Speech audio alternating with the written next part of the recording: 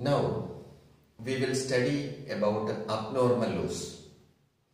Abnormal losses are those losses which are avoidable in nature. Maybe due to accidents, maybe due to fire, etc. These kinds of losses happens, abnormal loss. So abnormal losses can be reduced by taking insurance policy. So due to utmost care, these losses can be avoidable, but even if it happens, its impact can also be reduced by taking insurance policy. So such types of losses are abnormal losses. What is abnormal loss? These abnormal losses are this kind of abnormal losses happens in consignment. Whenever abnormal loss happens, the value of abnormal loss has to be calculated. And remember that in order to calculate the value of abnormal loss, it is in the same way we calculate the value of inventory in consignment. Let us see an example how the value of abnormal loss in consignment is calculated. Let us see an example. This is an example. X of Calcutta sends out 1000 kgs of bags to Y of Delhi. What is the cost of the bag? 200 rupees each. So consignor's expense is 2000 rupees. Consignor's expense is 2000 rupees and consignee's expense, freight 1000 rupees, selling expense 2000 rupees. So the total expense of the consignee is 3000 rupees, total expense. So this is the case. And what is the amount of abnormal loss? We need to calculate the amount of abnormal loss if 100 bags are lost in transit. 100 bags are lost in transit. That means on the way from X to Y, it is lost here in transit. It is lost here in transit. It has not reached the consignee. Before it reaches the consignee, it has been lost. That is the case. And second case is 100 bags are lost in the godown of consignee. It has reached here in the godown of the consignee and it is lost. What is the value of abnormal loss? Remember that the value of abnormal loss is calculated in the same way we calculate value of stock in consignment. Let us calculate it. First one, if lost in transit. If lost in transit, how much is the cost of goods? How much is the cost of goods? Cost of 100 kg. Cost of 100 kg is equal to 100 kg into 200.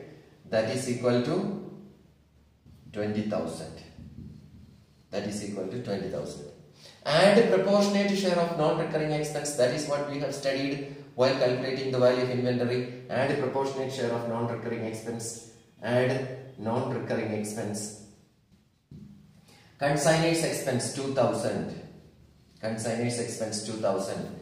Consignee's expense non-recurring is 1000 rupees. Freight, selling expense is not non-recurring.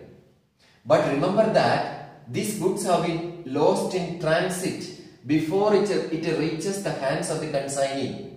It is lost in transit. So therefore, consignee's non-recurring expenses are not taken.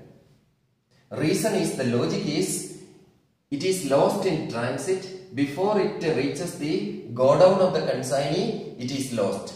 That is why that 1000 rupees we are not taking for the purpose of calculation of abnormal loss. So, add non-recurring expense of consignor only. Consignor only. Why consignor only? Because it is lost in transit and this 1000 is incurred not for the 100 kg. So, it is lost in transit before it reaches the godown of the consignee. So, 2000 into proportionate share into 100 bags have been sold. 100 divided by 1000. 2000 into 100 divided by 1000. That is equal to 200. So, what is the value of abnormal loss? Abnormal loss is equal to 20,200. So abnormal loss is 20,200. This is abnormal loss. Now in the situation B, if lost in the go down, if lost in the go down of Y, cost of 100 kg, that is 20,000, add proportionate share of non-recurring expense,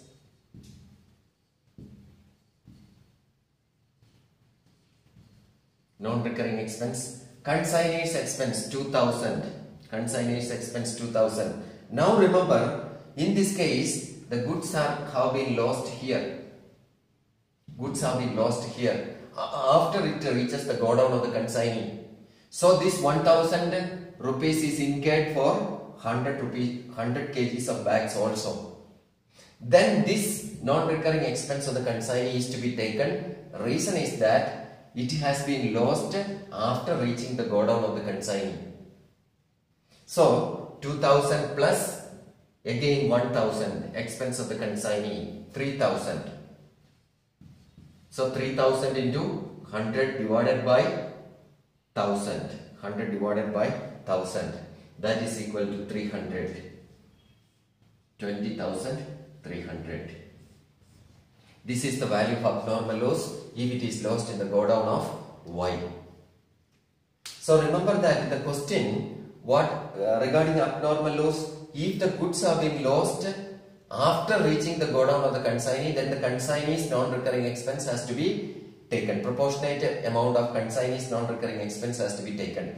But remember, if it is lost in transit, if in the question it is said it is lost in transit, if it is says like that, then only consignee's expenses need to be taken, because that has been lost before it reaches the go down of the consignee. Now, abnormal loss we must calculate in this manner, and in the case of abnormal loss there is journal entry. In the case of abnormal loss there is journal entry, because abnormal losses are avoidable losses. So there is journal entry. In the case of normal loss, no journal entry, only in the calculation of inventory we consider in quantity the amount of normal loss, but in abnormal loss there is journal entry. What is the journal entry? Abnormal loss, it is a loss for the consignor, so therefore the journal entry will be in the books of the consignor only. Consignee is not concerned about abnormal loss, so in the books of the consignor only this abnormal loss is to be recorded. All losses, finally where it goes, all losses we transfer it to profit and loss account, we debit to profit and loss account. Profit and loss account is a nominal account. Debit all expenses, credit all incomes. So profit and loss account debtor, profit and loss account debtor, what is the amount? 20,200 to consignment account, to consignment account 20,200.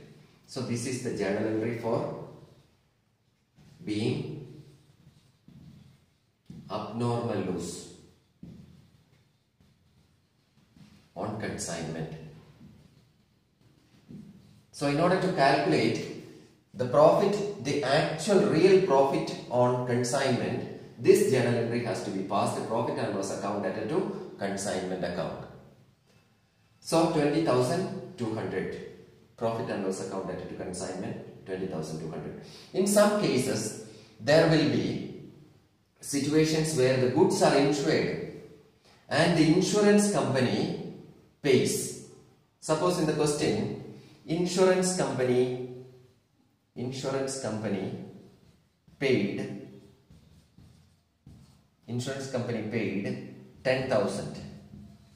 We have insured the goods and the insurance company paid 10,000. Then remember that what is the net loss? The actual loss is 20,200. Insurance company paid 10,000. We have a net loss of 10,200 only. From outside, how much have been lost? Only 10,200, because 10,000 insurance company has paid.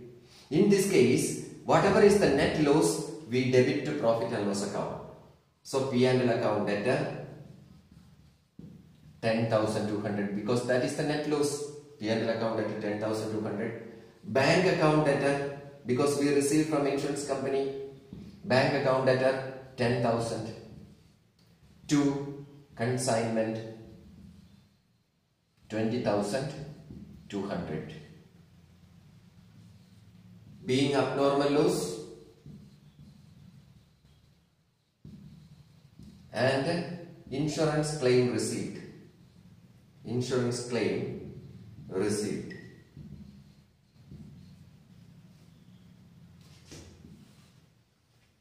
So in this case, nothing is received from insurance company. If nothing is received from insurance company, the entire loss to debited to profit and loss account.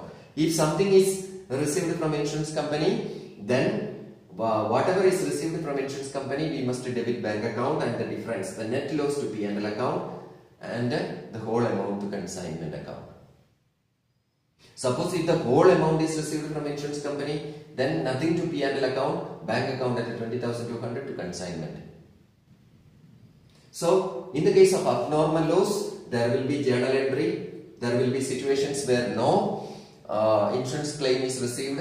There will be situations where insurance amount is received. So this is the journal entry.